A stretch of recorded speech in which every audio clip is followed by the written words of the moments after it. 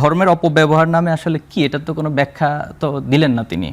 ধর্মের অপব্যবহার বলতে কি বোঝানো হয়? এখন আমি ইসলাম ধর্ম আমি লালন করি, পোষণ করি, ঈমান রাখি, আমি ইসলামের আলোকে আমার জীবন পরিচালনা করব, এটা কি আপনি ধর্মের অপব্যবহার বলবেন?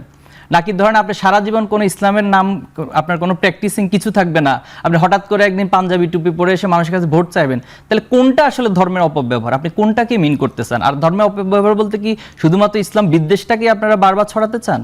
এটা তো কোনো মানে গ্রহণযোগ্য কথা হতে পারে না। ভাই গণভোটে আমি একটু যদি সময় দেন, ছোট করে শেষ করেন। আচ্ছা জি, তিনি বেহেশতের টিকেটের প্রসঙ্গটা নিয়ে এসেছেন। এই যে হাস্যকর কথা, আসলে আমাদের এই সমাজে আলোচনা করে সময় নষ্ট করা আমি মনে করি না কোনো প্রয়োজন আছে। আপনি যদি বেহেশতের টিকেটের কথা চিন্তা করেন, আমি এখন 5-7 জন বিএনপির একবার টপ লিডারের উদাহরণ দিতে পারবো যারা এই বেহেশতের টিকেটের কথাগুলো বলেছে।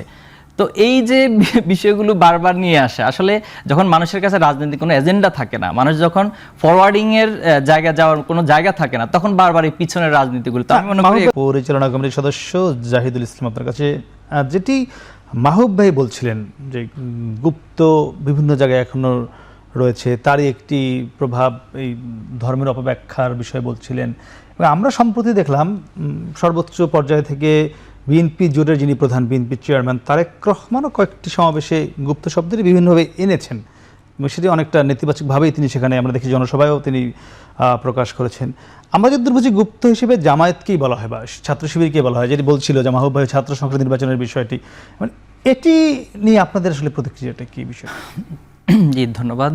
প্রথমত হচ্ছে, আমি যতটুকু জানি ভাই একটা পেশাদার সাংবাদিকতায় আছেন, কিন্তু ওনার কোশ্চেনগুলো হচ্ছে টোটালি হচ্ছে বিএনপির যে অ্যাক্টিভিস্ট এই ধাঁচের হয়েছে। ধন্যবাদ, এরপর আমি উত্তর দিব। প্রথমত গুপ্ত প্রসঙ্গ তো এই সেটে এসে আমরা উত্তর দিয়েছি, এটা অনেক উত্তর এসেছে। কারণ আমি জানি না উনি মিডিয়ার দিকে এগুলো খেয়াল রাখেন কিনা অথবা শোনেন কিনা, নাকি সময় পান না। তো এগুলো শুনলে পরে এই কোশ্চেনগুলো ওনার ভিতরে অ্যারাইজ হতো না। এখন গুপ্ত আমাদেরকে কারা বলছে, কারা এই ব্লেমটা দিচ্ছে? যারা ধরুন 24-এ তারা পরাজিত, ওই পরাজিত শক্তি আগে খেলেছে হচ্ছে 71 কার্ড, এখন যখন 71 কার্ড খেলতে পারছে না, তারা দুইটা ইস্যুকে সামনে এনেছে। প্রথমত 71 এবং 24-কে মুখোমুখি দাঁড় করানোর একটা ন্যারেটিভ তারা সবসময় চালিয়েছেন।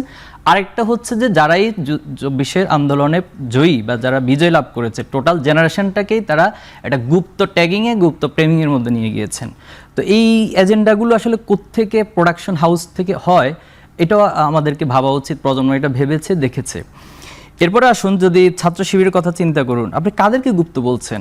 যারা গত এই 15টি বৎসর তাদের লাশ নদীতে পাওয়া গিয়েছে, তাদেরকে গুম করে আয়নাগরে তাদের তাদেরকে চরম নির্যাতনের মধ্য দিয়ে যেতে হয়েছে।